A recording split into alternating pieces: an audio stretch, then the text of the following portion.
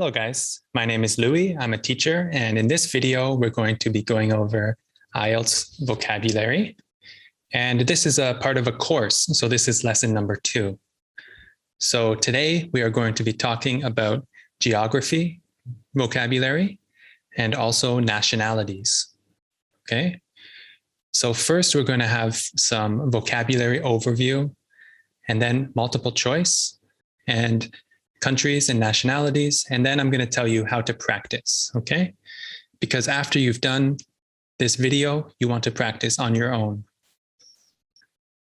So let's do it. This is the vocabulary. Okay, we start off with 3 words involving East: the Near East, the Middle East, and the Far East. These are all specific types of the world. The Near East are countries closer to Europe, and even part of Europe in some cases, including Turkey. The Middle East is the area where the countries Iraq, Iran, Syria, and Israel, they're in the Middle East. And the Far East is Asia, like China, Korea, and Japan. Then we have the Arctic and the Antarctic, as well as Antarctica. So these words are interesting because the Arctic, it comes from a Greek word which means bear. So in the Arctic, which is in the north, we have polar bears. That's how I remember this. The Arctic has bears, and Antarctic, it's kind of like no bears, Antarctic. And there's no bears in the Antarctic, but there are penguins. So that's how I remember it. Then we have Australasia. This is Australia and New Zealand combined into Australasia. The Indian subcontinent, it's an area which includes India, Bangladesh, and Pakistan. The Baltic republics are a group of countries in Eastern Europe. Latin America are some countries in Central and South America. It's called Latin America because in those areas they speak Spanish, and in Brazil they speak Portuguese.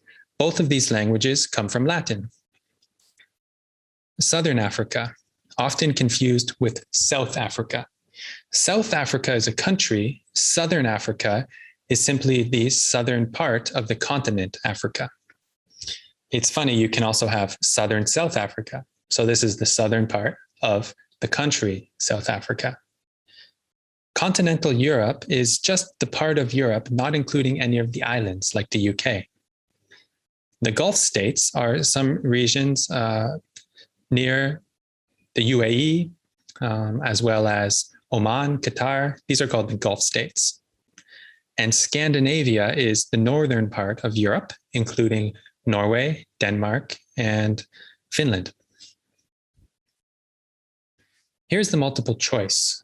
Oh, I should mention, before we go on to that, please write down the vocabulary in a notebook. It will really help. Multiple choice, page 1. Japan, Korea, and Taiwan are all in the... Pause the video, please. Okay, did you guess the answer? It's the Far East. The South Pole is situated in the Antarctic. What's the difference between Antarctic and Antarctica? It's very important for your grammar. So it depends on if we're using the word the before. We can say the Antarctic, or we can simply say Antarctica without the. New Zealand is part of, which one? Australasia. Multiple choice, page 2. Bangladesh is part of, do you know? The Indian subcontinent. Before I answer the question, make sure you pause the video and try to answer yourself. Guatemala is a country in, are you ready? Central America.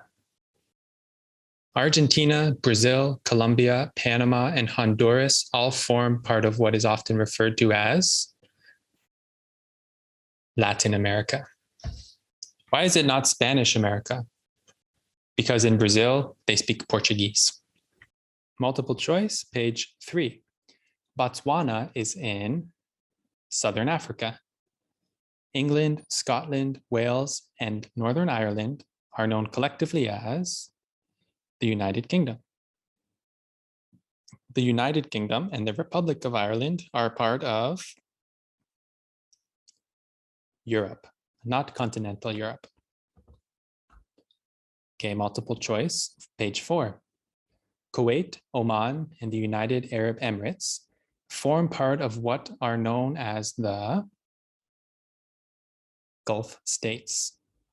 Denmark, Finland, Norway, and Sweden are known collectively as Scandinavia.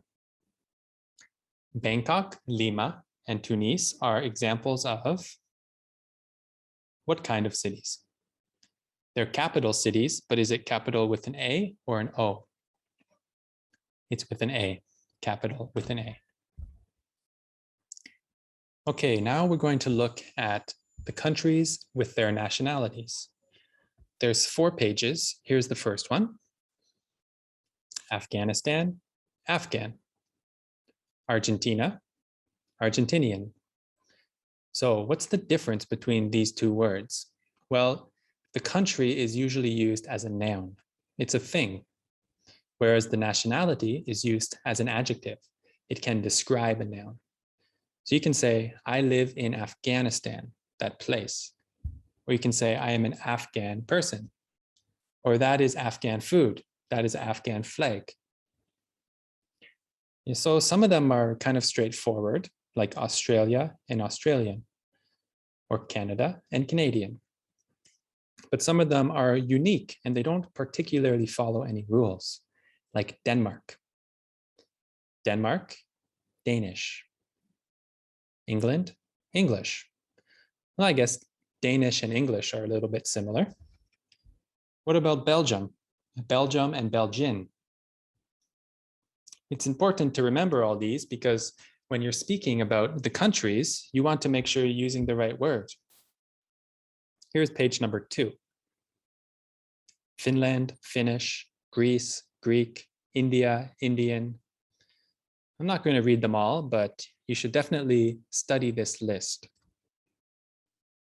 Here's page number 3.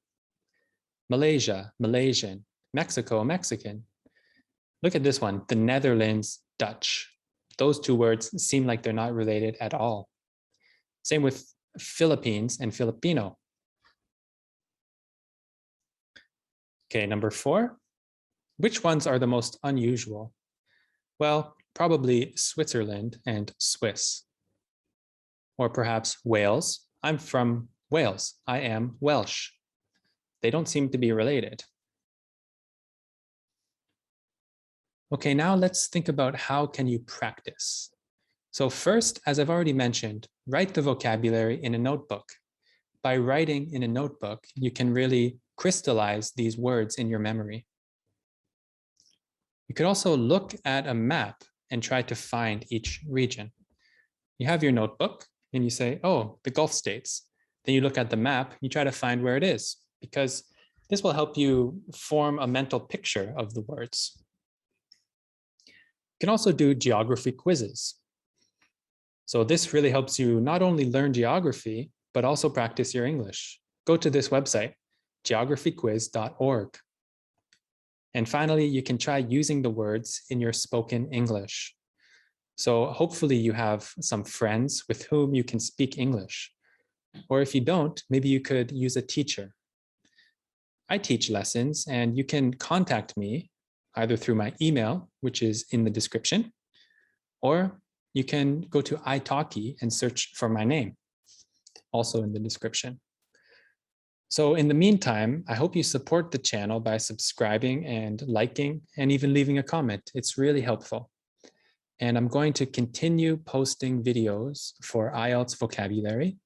It will be quite a long course. And remember, this is only lesson number 2. So you can check out the first lesson if you've missed it.